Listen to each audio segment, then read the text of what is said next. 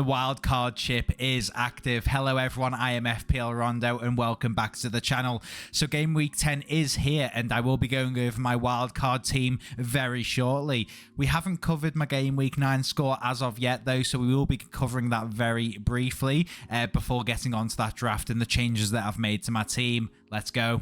So game week 9 was a huge success for myself. 81 points it was for me in the end, and a huge green arrow boosting me up about 900,000 places in the world, which is fantastic, especially with me wildcarding in game week 10. Hopefully we can keep that momentum going with a very fresh team, with a lot of players that I am very much happy with, who are in fantastic form. Players like Gordon, although he did only get 8 points, was a huge boost to my rank with his low ownership. Very nice to see there. And Trippier, Mbumo and Son, all with double-digit hauls, was fantastic to see, especially with some of them, especially Mbumo with quite low ownership now, which was an extra plus there. Alvarez with 9 points was insane to see, with those 3 bonus points as well. And then my captain of Haaland with 8 points boosted up to 16 with that captaincy was a bit of a letdown, but we've seen that recently with Haaland. He can't really get past 1 goal for some reason, but still a great result, especially with other people captaining the likes of Salah, who wasn't even in this draft, in this team for this game week 9. It did sort of help boost me up, and all these big double-digit hauls from my team did sort of recover the loss from Salah, and especially the people who did end up captaining Salah as well. So yeah, great, fantastic week for me. Udogie was the big letdown for me because he did get substituted at about 56 minutes, and they did go on to get the clean sheet. So yeah, it was a bit of a letdown there because it was almost a free 6 points for Udogie there, especially with watching that game. Fulham were not very good, but it is what it is. 1 point, we move. Let's get onto that wildcard draft. So going into game week 10, I have made 8 changes compared to the game week 9 team that you just saw then. I have changed up both of my goalkeeper options because I just don't think they were doing great for me, especially Andre Onana, who was a very expensive goalkeeper option and just wasn't getting points at all for me. So I have replaced them with Johnston of Crystal Palace and Areola of West Ham. Now, Areola is sort of the Matt Turner replacement because he is the sort of best cheap goalkeeping option in the game right now, I do believe. He is a starting goalkeeper for West Ham, who have been a great team so far this season. Johnston is also a great option, and they both have a great run of fixtures coming up, and I do think they will have great rotation when required. But yeah, both will be great options, and it will actually be quite tough deciding between which keeper to use basically some weeks, I do think, as again they do both have a great run of fixtures coming up. Very happy with my choices, and hopefully they can get me a lot of clean sheets in the weeks to come. Moving on to that defense now, and out of the 5 defenders, I have actually kept hold of 3 of them from my previous team. Those players are Matty Cash, Kieran Trippier and Udogie of Spurs. Now my new players on my wildcard for game week 10 is Ben White and Tsimikas of Liverpool. Tsimikas especially, I do believe, is just a great talking point because he is 4.5 million, so he is a very cheap player basically, and when you are getting a player of that value in the Liverpool defense who is starting every week, hopefully he does play more minutes because he did come off at 61 minutes against Everton but did get the clean sheet. Hopefully we can see him getting a few more minutes each game, but yeah, no, a great enabler, and gives you much more value to put into other players in your team. Just a great all-round player, and you can bench him a lot of the time just due to that low value. You don't feel like you're missing out on a lot of value on your bench, and hopefully we can see great performances from him when he does play in my starting 11. Overall, just a great decision. I think Ben White as well. I've sold Saliba for Ben White, so it is an Arsenal for Arsenal swap, but I have swapped a centre-back for a right-back, and Ben White, when I've watched Arsenal games, it is much more advanced and attacking in that team, and hopefully we can see him get the odd assist, goal, and a few bonus points, because I think he is much more capable of that compared to Saliba, and around the same value, I think I would always pick him in this situation. I am happy with my other players because obviously I have kept hold of them. Obviously, Udogie did get subbed off early before that 60-minute mark in that game against Fulham. I'm not too disappointed about that. It is what it is, and hopefully going forwards he does get past that 60-minute mark if he is to get substituted off. Overall, very happy with that defense, and it does give me some more extra funds to use elsewhere in my team as well. So overall, it is quite balanced, and I am very happy with it. Let's get onto that midfield. Moving on to that midfield now, and I have actually kept hold of two of my players. That is Son and Gordon. The rest of them, which is Rashford, Ødegaard and Mbeumo, have all been sold on, and I've now got Salah, Saka and Mitoma, which I think is a huge upgrade in that midfield. Very much needed because a lot of points were being lost there. Having Son, Salah, Saka, Mitoma and Gordon all in that midfield, to me is just, it feels like a cheat code because they have all been huge performers. Obviously, I did sell Salah earlier on in the season because I didn't think he was worth the value. But since then, he has continued to just get points on points. And I'm very happy to get him back into my team at this point on my wild card. Saka, Mitoma, unbelievable players as well. And I think Brighton's fixture run coming up is unbelievable as well. So I think Mitoma, especially with his fairly low ownership, it's not too low, will actually help boost my rank quite drastically there. Obviously with Solly Marchals, Adringa at 5 million, I think he is, could be a great option on that other side, on that right wing, but Mitoma is just a safe option in that Brighton team. I was thinking about Douglas Luiz instead of Mitoma, or the likes of Bowen potentially, but I did end up going with Mitoma. I think he is the better player out of all of them, and he is the most consistent, and hopefully that Brighton attack can just keep getting the goals. I did want to sort of invest quite a lot into that Brighton attack. Obviously, João Pedro being the penalty taker does put Mitoma at a bit of a disadvantage, but overall, very, very happy with that midfield. And I do actually have some stats from Fantasy Football Hub to compare my previous three midfielders that I've sold to the new ones, and there is quite a drastic increase, and I'll get onto that now. So yes, as you can see, I've put in on the left side, on the blue section, my previous three midfielders in Rashford, Ødegaard and Mbeumo. And I've put on the right side, which is the red graph, Salah, Saka and Mitoma. Overall, having a look at that graph in the middle, you can see that there is quite a drastic increase in stats in the right areas. Obviously, there's an increase in XG, XA, everything really. Chances created, shots in the box, big chances, everything has had an increase on the offensive side of things. The only one part that is a disadvantage for my new set of players is shots. And at the end of the day, I think that's actually a good thing because it shows that they're being more clinical. They're taking less shots but scoring more points. It is just overall a huge advantage, this new midfield. And just looking at that, it just makes me very excited to be using my wild card right now. And obviously with Son and Gordon alongside those, it's just going to be a fantastic time. And hopefully they can keep their form up because, again, they could just be in a purple patch and hopefully that is going to continue for the long term. Yeah, just very happy. And obviously touches in box as well, that's very big. Constantly being inside of that box is just a obviously higher chance of goal scoring and assists, so right in that danger zone. So very happy with my new midfield, and obviously that graph does sort of just prove my point that that is a very solid free for my new midfield selection. We're now on to the strikers, and this is where the big talking point begins. I did leak it on Twitter earlier this week, but for those of you who do not know, I have actually gone and sold Erling Haaland. Now, I do think this is a fairly popular choice going into the week, as much as it can be anyway for Erling Haaland. He will always have high ownership, but yeah, I have decided to sell him on. I've kept hold of Alvarez and João Pedro, and my new signing is Ollie Watkins for Haaland, which has enabled me to obviously have more money elsewhere in my team. I just think Haaland was not worth the 14 million price point that he had on him.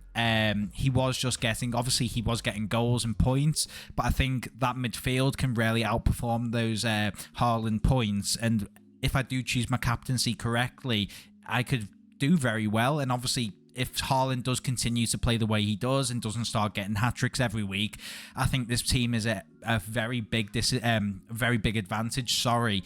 Alvarez does cover that Manchester City area, and I think he is actually performing just as well, if not slightly better than Haaland anyway. Watkins is a fantastic replacement for Haaland anyway, and he does have Luton Town at home this week, and does have a great fixture run coming up. I have talked about them quite a lot, and as I said, Douglas Luiz was someone that I was considering bringing in this week instead of Mitoma. Diaby was another shout there. But yeah, Watkins, fantastic. Glad to have him in my team. It is a shame that I don't have an Aston Villa midfielder, but he does cover that Aston Villa attack at least. And yeah, João Pedro, he is the Brighton attacker who is on penalties when he's on the pitch, and he does seem to get sort of consistent minutes. He's not the best FPL asset, but will be a fantastic bench option, and when I do think he will be necessary, I can bring him in when needed as well. So yeah, very happy with my front three.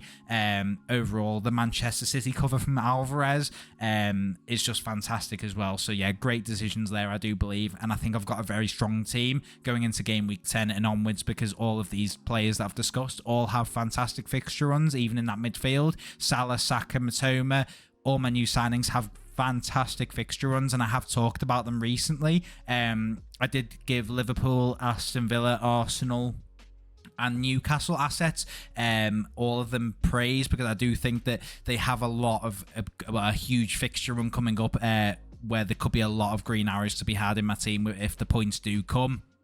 So now that we've covered all 15 players on my wildcard team for game week 10 and onwards, I'm now going to get into my team selection for game week 10 specifically. Now, I think this is it was quite a hard decision for me, especially in the defense area, just because there are so many good options with me having favorable fixtures across the board. But in goal was the easiest one for me, I think. I've picked Areola, who does have Everton at home for West Ham. I think he does have a much higher chance of a clean sheet over Johnston, who does have Tottenham. A bit of a no-brainer here, and I do expect there is a chance of a clean sheet here. Obviously, Everton are facing a potential 12-point deduction going into this season, so they will want to get as many wins as possible. But yeah, I think West Ham do have the higher chance of a clean sheet here, and hopefully they can do for my FPL purposes anyway. I've gone for Ben White, Cash, and Trippier in my defence. All three of them with fantastic fixtures. Sheffield United, Luton and Wolves are all nice fixtures. Obviously, White and Cash are at home as well. Trippier does have the away fixture, but he has been in fantastic form so far this season, and his assists have gone up dramatically in the last few games, so hopefully we can keep that up. He does have a midweek fixture in the Champions League against Borussia Dortmund tonight, actually, so hopefully there's no injuries there, and I will be keeping my eye out on those games just in case there is any injury risks. But yeah, for now, that is my back three. Son, Salah, Saka, Mitoma and Gordon are all starting for my team this week. Now, as I said in the sort of previous part of the video, I have said that my midfield is my strongest part of my team now, and I do think it is really, really strong. I've gone for Saka captaincy because I think that Sheffield United at home fixture is the best. It is tough, though. I think Salah, Saka, even Ollie Watkins are just all fantastic captaincy options, and even Heung-min Son against Crystal Palace away is a great fixture. But for me, I think it is more between Salah, Saka and Watkins. I think Watkins will be massively overlooked as a captaincy shout this week just because of how many good fixtures there are for other players. So it might be a great differential captaincy option there if you are wanting to go that way. But for me, it will be Saka captaincy, who does have Sheffield United, and Salah with the vice captaincy, who does have Nottingham Forest, both at home. Fulham for Mitoma anyway, and I think that is a great fixture as well. Obviously, Spurs just won 2-0 against Fulham, so hopefully we can see that from Brighton, if not better. They do have the home fixture as well, so fingers crossed there. And Gordon, who does have Wolves away as well. Again, I was talking about Champions League, and hopefully there's no injuries there as well. But yeah, Wolves away is a bit of a tough fixture, but Newcastle, we see what we've seen multiple times, what they can do this season, and hopefully Gordon can start producing more goals, especially with Harvey Barnes being out. I have talked about this recently, and obviously his suspension 2 weeks ago, it does give Gordon a lot of positive data. Basically, he's well rested, he's got a very good team around him, and he is in a bit of a purple patch for Newcastle currently, and with Harvey Barnes out, he is going to be wanting to secure his spot as much as possible in that time. So great shout, and I think his ownership is very low. He does have 7.2%, so it has creeped up. Last week it was 5%, so he might be due another price rise soon. But yeah, great option there, and I'm very happy with that midfield. Very, very happy. And finishing off, we do have the strikers. On the pitch, I've got Alvarez, who does have Manchester United, which is the toughest fixture out of all of the games, I do believe, on my team. And then Ollie Watkins, who has Luton at home. Again, could be a very good captaincy option if you're wanting to go a bit differential. Very happy with both of them, and obviously Alvarez does cover that Manchester City slot, so fingers crossed if there are goals in that game, it does go to Alvarez instead of Haaland. On the bench, I do have Johnston, as I mentioned. He does have the tough fixture against Tottenham, but the rotation with Areola does work out very well, and that's why I've got him in goal. So yeah, Johnston benched, and then I've got Tsimikas first on the bench, although the rotation on the bench very well might change. I might change the order here, but Tsimikas does start as the first option on the bench as of now. Nottingham Forest at home is a great fixture, although I'm not convinced he will get a guaranteed 60 minutes just yet. Fingers crossed. I will be keeping my eye on the game anyway. I do expect there is a chance of a clean sheet here, but I think the three defenders that I've got on the pitch do have a much higher ceiling for points, and that's why he is the bench option, especially with him being the lower value option as well. João Pedro isn't guaranteed the minutes, although he is the penalty taker for Brighton.